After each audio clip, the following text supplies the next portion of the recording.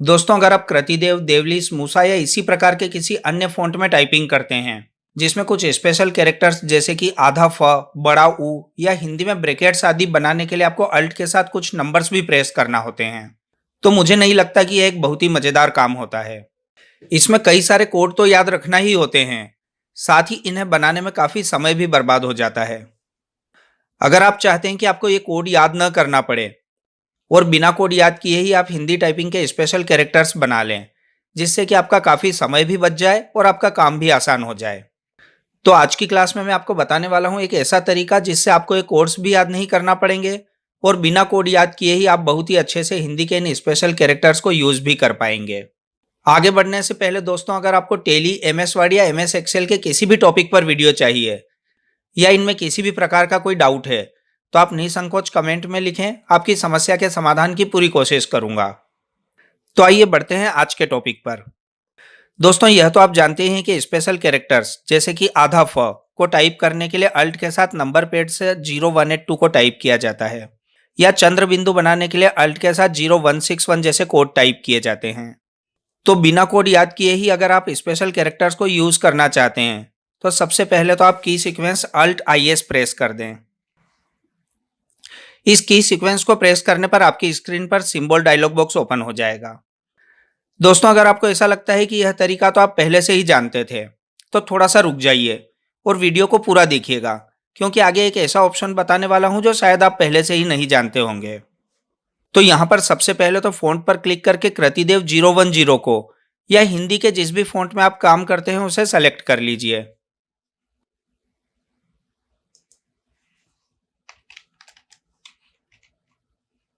तो मैंने यहाँ पर कृतिदेव 010 को सेलेक्ट कर लिया है। आप कोई और फॉन्ट भी ले सकते हैं। फॉन्ट सेलेक्ट करते ही आप देखेंगे कि उस फॉन्ट का पूरा चार्ट दिखाई देने लगा है। इसे नीचे की तरफ स्क्रॉल करने पर आपको उस फॉन्ट के बाकी के कैरेक्टर्स भी दिखाई देने लगेंगे। अब जिस भी कैरेक्टर या अक्षर को आप इंसर्ट करना चाहते हैं उसे सेलेक्ट कर लीजिए। इसके बाद इंसर्ट बटन पर क्लिक कर दीजिए। आप देखेंगे कि वह कैरेक्टर इंसर्ट हो चुका है। मैंने जो अभी बड़ा वो इंसर्ट किया था, मैं इसे डिलीट कर देता हूं। दोस्तों, अब मैं बताने वाला हूं एक ऐसा तरीका जिसमें इतनी मेहनत नहीं लगेगी और यह काम बहुत ही ज्यादा आसानी से हो जाएगा। तो इसके लिए एक बार फिर से की सीक्वेंस अल्ट IS को प्रेस करके सिंबल डायलॉग बॉक्स ओपन कर लेते हैं।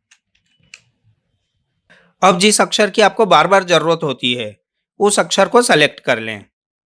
तो मैं यहां पर आधे फ को ले लेता हूं।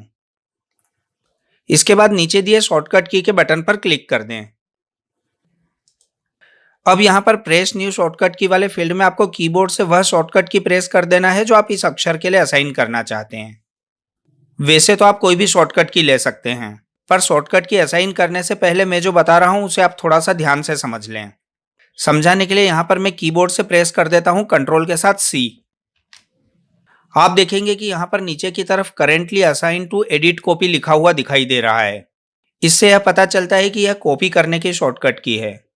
और अगर आपने इसे असाइन कर दिया, तो जब कभी भी कॉपी करने के लिए कंट्रोल के साथ C प्रेस करेंगे, तो सेलेक्टेड आइटम को कॉपी करने के बजाय यह शॉर्टकट की हमारे द्वारा असाइन किए गए अक्षर को इंसर्ट कर देगी। तो यहाँ पर आपको ऐसी शॉर्टकट की असाइन करना है जो पहले से किसी और कमांड के लिए असाइन नहीं की गई हो। कंट्रोल के बटन के साथ सामान्यतः शॉर्टकट कीज पहले से ही असाइन की हुई होती है, तो आप अल्ट के साथ किसी शॉर्टकट की को ले सकते हैं। तो पहले तो मैं बैक स्पेस प्रेस करके कंट्रोल के साथ C को हटा देता हूं और अब मैं यहां पर अल्ट के साथ F प्रेस कर देता हूं। आप देख सकते हैं कि करेंटली असाइंड टू में अब अनअसाइंड लिखा हुआ है। इसका मतलब है कि यह शॉर्टकट की किसी और कमांड के लिए असाइन नहीं की हुई है। सेव चेंजेस इनको नॉर्मल पर ही रखना है और नीचे की तरफ दिए असाइन के बटन पर क्लिक कर दें। हमारे द्वारा दी गई शॉर्टकट की करंट कीज में दिखाई देने लगी है। इसका मतलब यह है कि यह शॉर्टकट की इस अक्षर के लिए असाइन हो चुकी है। क्लोज पर क्लिक कर दें और इसके बाद एक बार और क्लोज पर क्लिक कर दें। अब जब भी टाइपिंग करते हुए आपको उस अक्षर की जरूरत हो, आप कीबोर्ड से अपने द्वारा दी गई शॉर्टकट की को प्रेस कर दें। मैंने आधे फ के लिए शॉर्टकट की अल्ट के साथ F प्रेस कर दी है और आप देख सकते हैं कि आधा फ इंसर्ट हो चुका है। आप ऐसे ही अपनी जरूरत के अन्य अक्षरों के लिए भी अलग अलग शॉर्टकट कीज असाइन कर सकते हैं। मैंने ऐसे ही अल्ट के साथ के क्र के लिए, अल्ट के साथ टी मिट्टी वाले ट के लिए और अल्ट के साथ डी मुद्दा वाले डबल द के लिए असाइन किए हुए हैं। इनके अलावा आप चाहें तो उपयोग में आने वाले अन्य फ़ॉन्ट्स के सिंबल के लिए भी शॉर्टकट कीज को असाइन कर सकते हैं, जैसे कि मैंने टेलीफोन के सिंबल के लिए अल्ट के साथ पी को असाइन किया हुआ है। दोस्तों, इसी प्रकार से अगर आपको MS वर्ड, MS एक्सेल या टेली में काम करने में किसी भी प्रकार की कोई समस्या हो रही हो, तो आप निसंकोच कमेंट में लिखें। आपकी समस्या के समाधान की पूरी कोशिश करूंगा। वीडियो पसंद आए हो तो लाइक व शेयर जरूर करें। अगर आप इस चैनल पर नए हैं और आपने अभी तक भी चैनल को सब्सक्राइब नहीं किया है, तो चैनल को सब्सक्राइब करके बेल आइकन पर भी टैप कर दें, ताकि आने वाले वीडियोस के नोटिफिकेशंस आपको तुरंत मिल सकें। तो मिलते हैं अगले वीडियो में। Thanks for watching.